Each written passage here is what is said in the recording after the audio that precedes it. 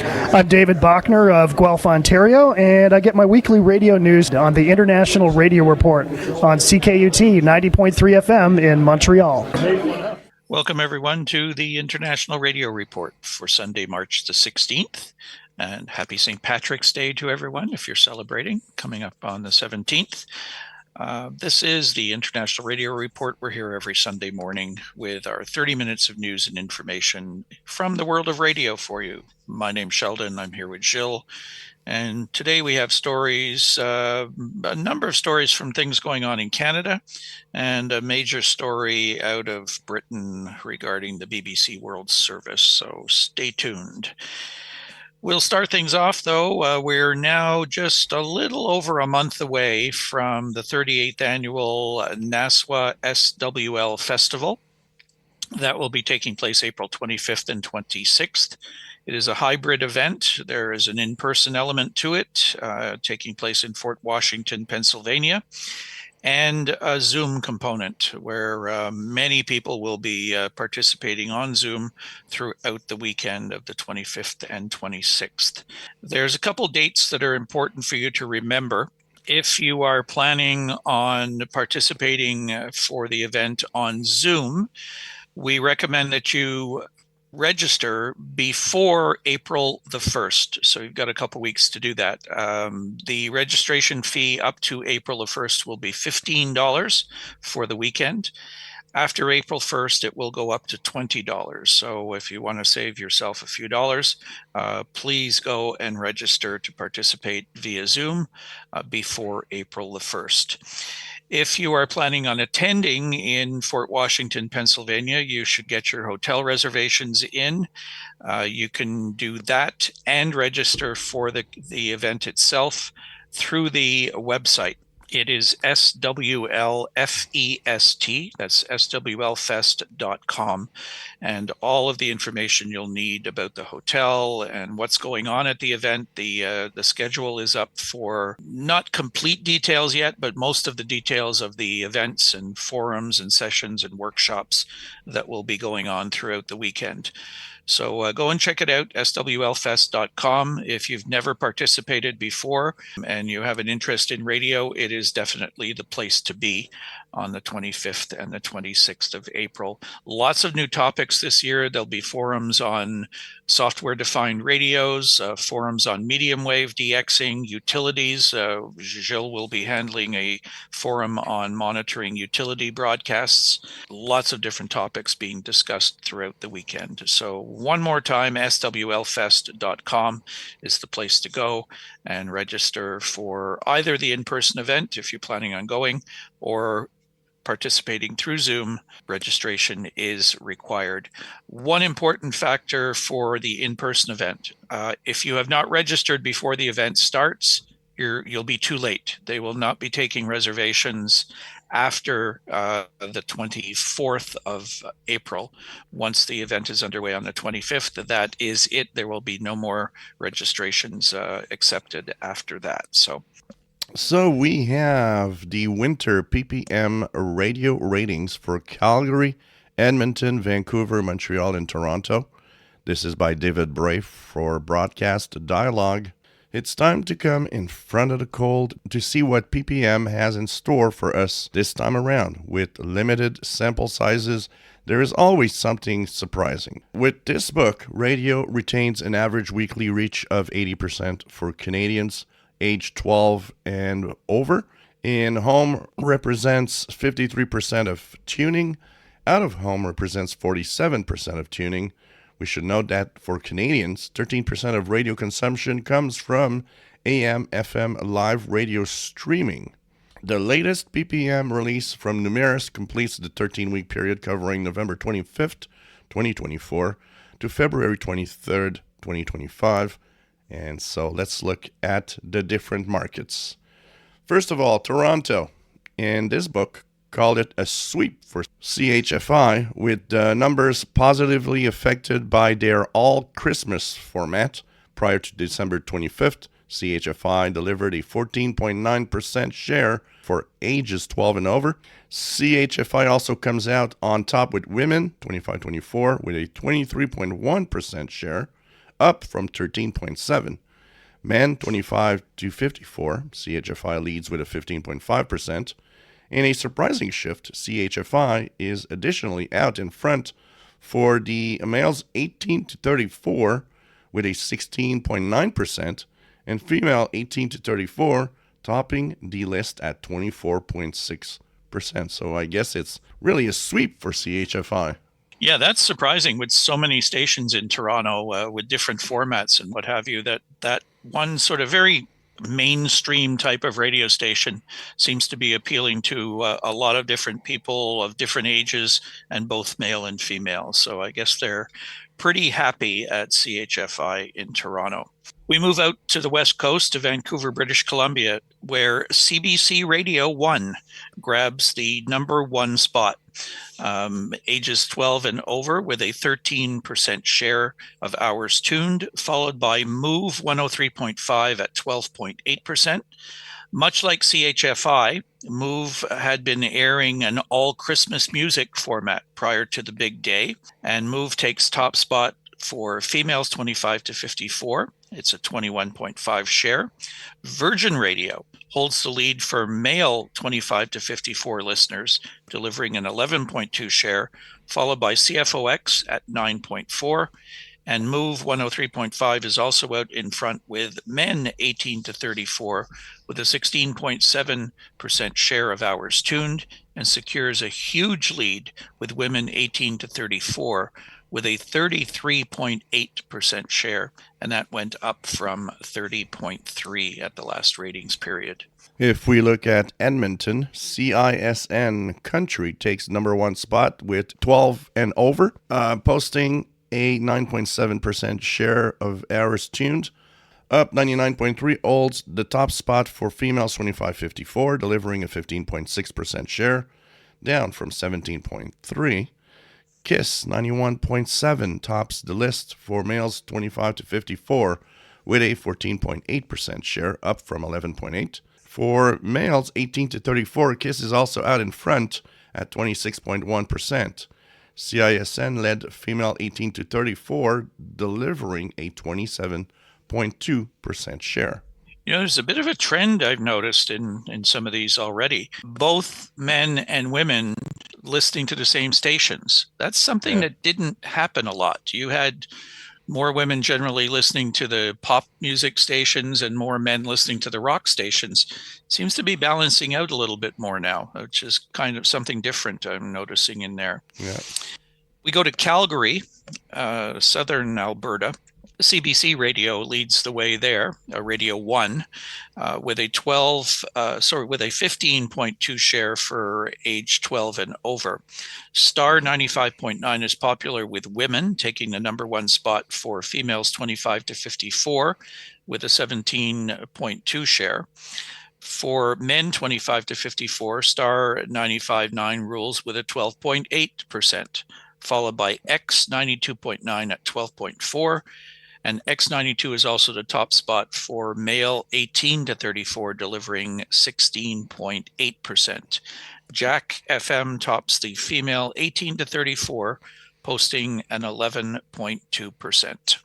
And if we look at Montreal, ici Radio-Canada Première is number one for age 12 and over, and the Franco side with a 19.7% share. For age 12 and over, Anglo, CJ80 800, number one with a 32.1% share, up from 31.3.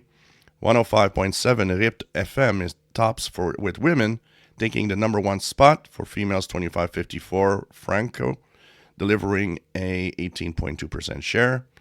For female 25-54 Anglo, The Beat, 92.5, is out in front with a 20.3% share, down from 24.3. For males 25-54, Franco, CHMP 98.5 is on top with a 24.9% share, up from 23.3%. For males 25-54 Anglo, Chaume FM is number one at 17.8%. It is down from 19.9. So it is interesting to see some shifts from basically the two big competition in the Franco talk radio is ici Radio-Canada Première and CHMP 98.5. They are pretty much the two stations battling out with big names as, DJs, as personalities on the radio. But 98.5 lost a lot of its big names in the last year. So it's interesting to see that Radio-Canada has kind of taken, the top spot for adults pretty much. I guess this tells you one thing. Names are important in radio. If you have popular announcers, popular personalities, people tend to go and tune your programs. Notice one thing that stands out on the male 25 to 54 versus female male 25 to 54. The Francophone audience, males 25 to 54, prefer basically a news talk station, whereas men on the Anglo side prefer a rock music station. Yeah. So I find that a little odd that the men in French are listening to news talk and the men in English are listening to rock music.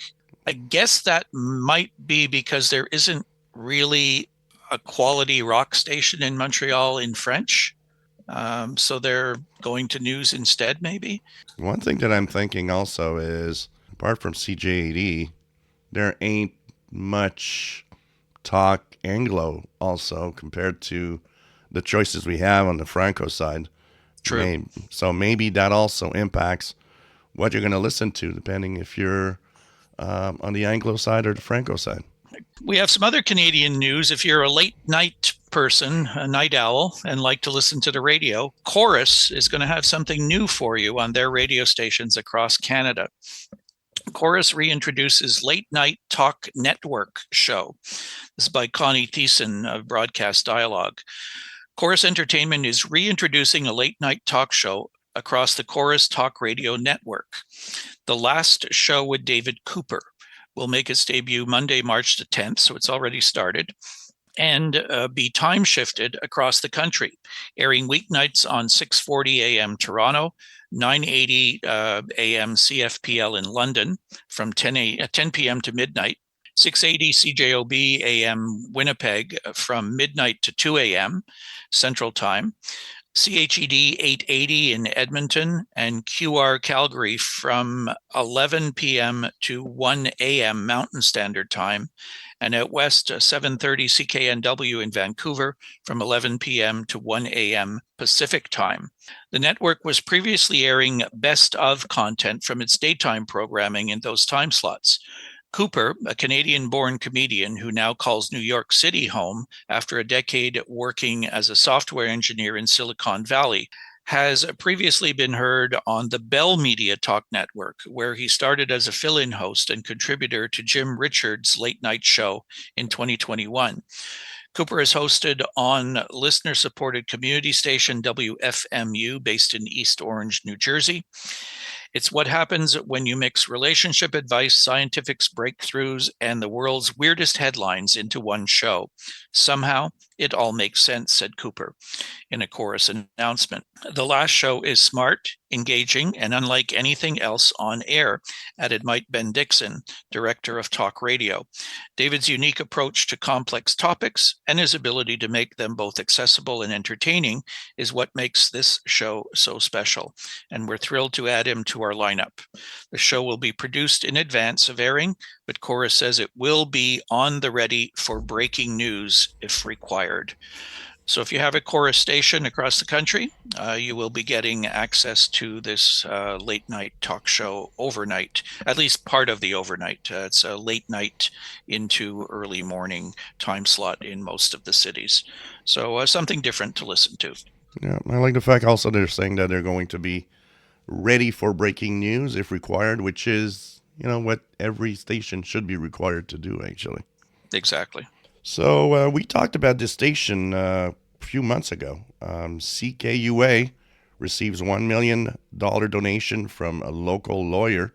This is by Ali Yusuf, CTV News Edmonton, via Mickey Delmage. One of Canada's first radio stations received a $1 million donation to keep from shutting its doors for good. CKUA Radio, first established in 1927 in Edmonton, is located at the historic Alberta Hotel, Last year, the station asked its supporters to pledge funds to keep its signal alive. Local lawyer Brian Baresh gifted the 97-year-old radio station a $1 million pledge on Tuesday morning. CKUA has done a lot for our family and other people's families. CKUA has meant a lot to the community, and it means a lot to me, says Baresh. I have been fortunate and successful, and it's time to give back. Mark Kames, the CEO of CKUA Radio, said in a Tuesday news release how far Baresh's generosity goes in keeping the broadcaster operational. The significant financial gift allows us the breathing room to be able to look ahead and make future plans for CKUA. We value the relationship we have always had with Mr. Baresh, his love of music, community, and the arts, and we will be ever grateful for his commitment to help when we need it the most. The Alberta Hotel has been causing financial stress for CKUA due to a large building debt, empty rental spaces, and no provincial or federal government support after many requests.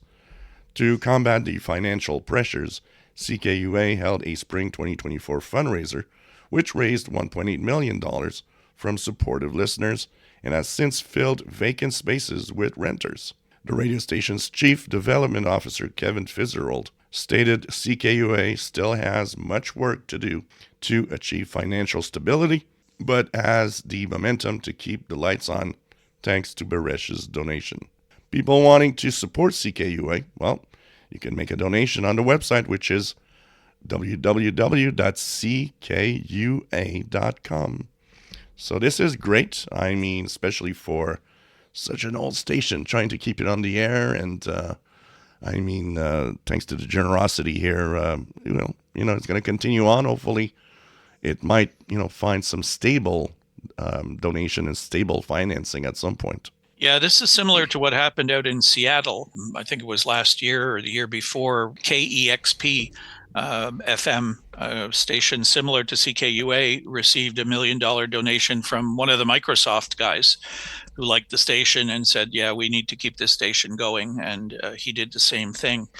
So it's not going to happen everywhere, but I think particularly in the United States, with what's going on with funding for public radio and maybe disappearing public funding for those stations, they may have to go looking for more in the way of pledges. So if you have a local station out there that's struggling and you have a bit of extra cash, they're going to be looking for a lot of help, I think, in the near future. So I don't know how many people there are out there with $1 million to spend like this, but at this point, I think any amount will help. So if you have if you're a dedicated listener, you really want to support these stations, do help them out when the time comes.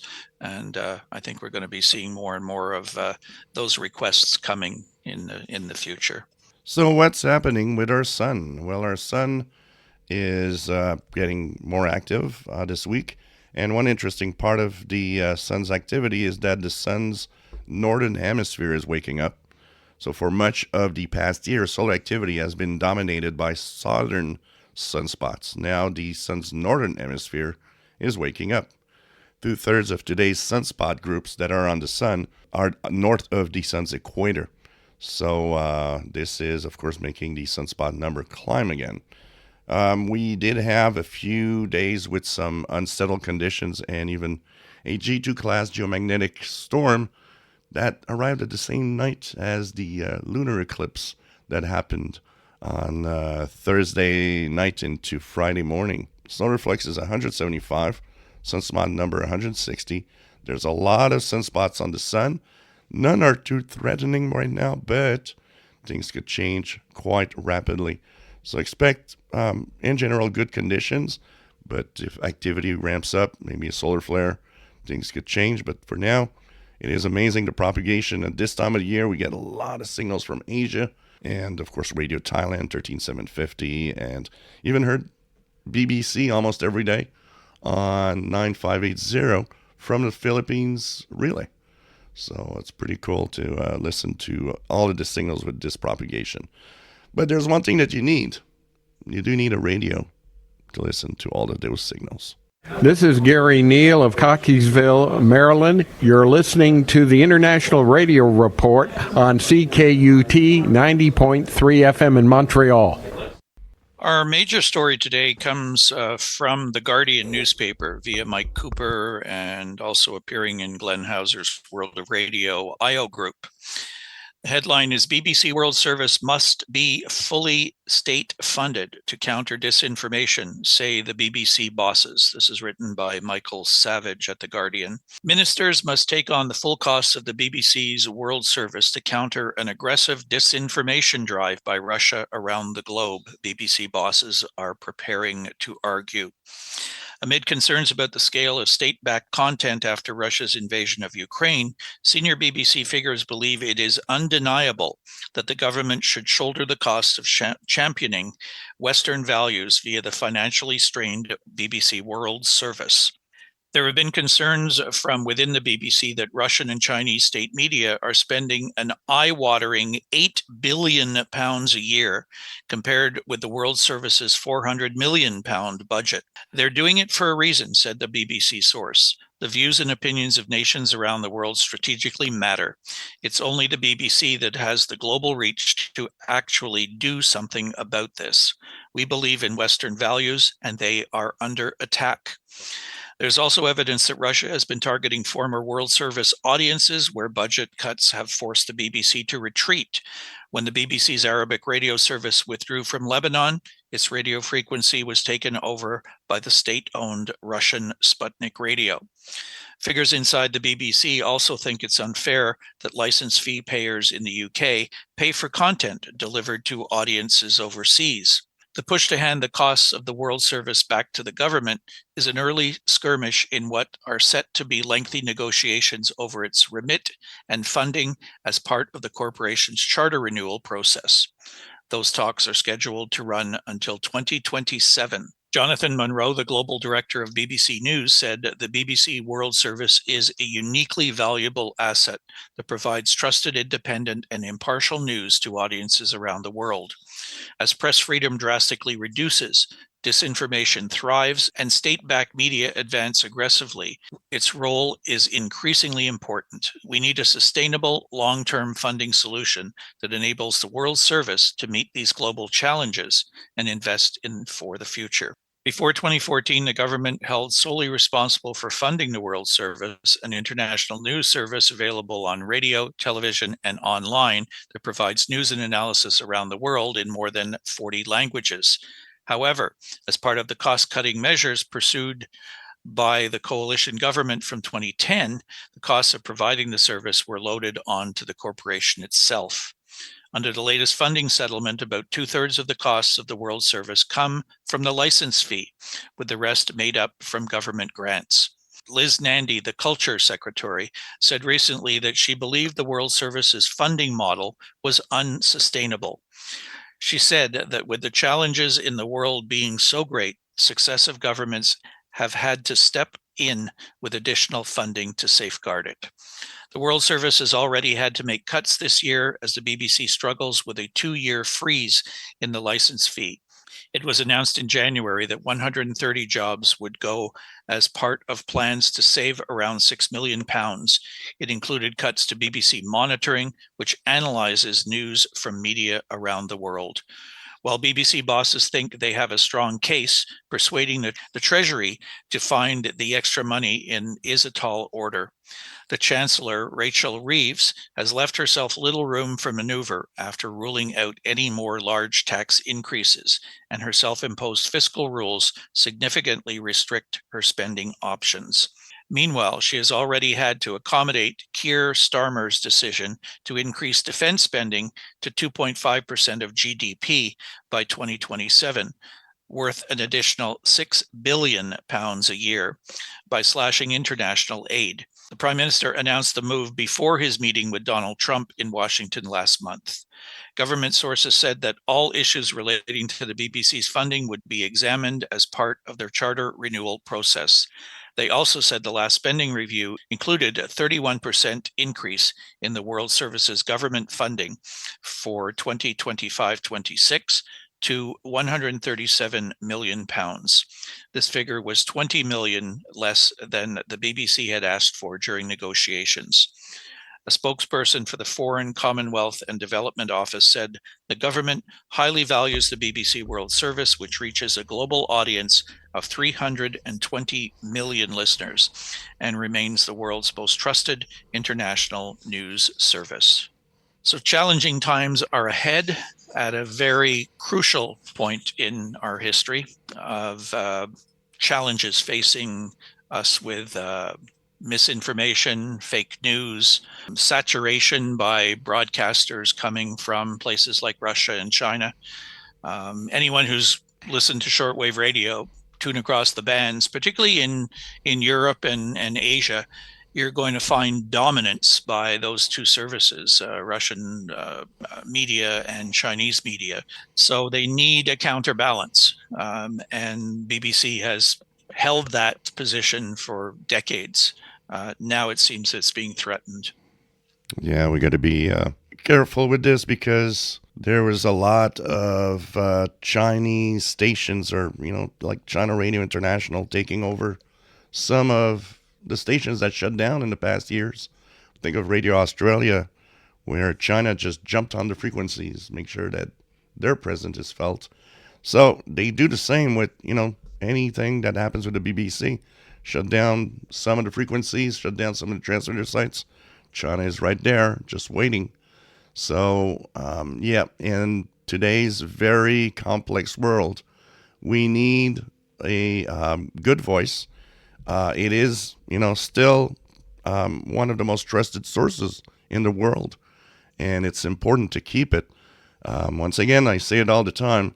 It is sad to always hear that, trusted news services always have to deal with an amount of money at the end that, it costs money, but it actually shouldn't be. BBC put a lot of effort into putting FM relays in different parts of the world with their BBC programming. But the big problem with that is that they're shut down when the government doesn't like them. They're kicked off the air. Their reporters are thrown out, what have you. By keeping the shortwave service of BBC World Service is the way to continue reaching the most numbers of people with the least amount of interference. So unless they can convince the governments to change the budget and give them what they need to keep that service operating, it's going to be a really big, major problem in the world. Yeah, shortwave radio has no borders. That is something that I think is forgotten or, not really something that people realize. So we have one upcoming ham radio contest. Yeah, it's a quiet weekend for events, but we do have the Netherlands Telegraphy Club organizing their QSO Party. It's a very short event, only 1 hour, 1900 to 2000 Zulu on March the 20th. It's a CW contest, and it's covering the bands 80, 40, and 20 meters. And with this, we are out of time. We thank you for tuning in. If you'd like to reach us, the best way is by email, radioreport@yahoo.com. Our show is live streamed and archived at ckut.ca here in Montreal. Our Facebook group, International Radio Report, we invite you to join the group. And if you want to listen to our show at your convenience, the best way to do that is through our YouTube channel, youtube.com/@IRR. You can subscribe to the channel as well and be notified when a new program is posted each week. So thanks for tuning in, and we hope you'll do the same again next Sunday morning at 10:30 Eastern, 14:30 UTC here on CKUT 90.3 FM in Montreal. Have a great week, everybody. Bye-bye.